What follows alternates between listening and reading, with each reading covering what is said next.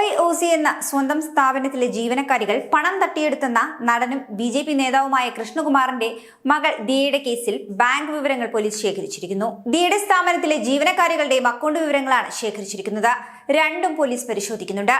തട്ടിക്കൊണ്ടുപോയെന്ന ഈ ജീവനക്കാരികളുടെ പരാതിയിൽ CCTV ദൃശ്യങ്ങളും പോലീസ് ശേഖരിച്ചു. വിശദമായ പരിശോധനയ്ക്ക് ശേഷം മാത്രമേ പോലീസ് മറ്റു നടപടികളിലേക്ക് കടക്കുകയുള്ളൂ.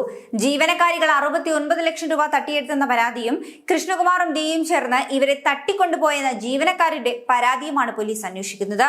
പണം തിരിമറി നടന്നുവെന്നാണ് പോലീസിന്റെ പ്രാഥമിക വിലയിരുത്തൽ. എന്നാൽ പക്ഷേ 69 ലക്ഷം രൂപ നഷ്ടമായിട്ടുണ്ടോ എന്നതടക്കം പരിശോധിക്കണം. പണം തിരിമറി നടത്തിയെന്ന ജീവനക്കാരികൾ സമ്മതിക്കുന്ന വീഡിയോ സിന്ധു കൃഷ്ണകുമാർ നേരത്തെ പുറത്തുവിട്ടിരുന്നു. പക്ഷേ ദിയ നികുതി വെട്ടിക്കാൻ പണം തങ്ങളുടെ അക്കൗണ്ടുകളിലേക്ക് മാറ്റിയെന്നാണ് ജീവനക്കാരുടെ വാദം.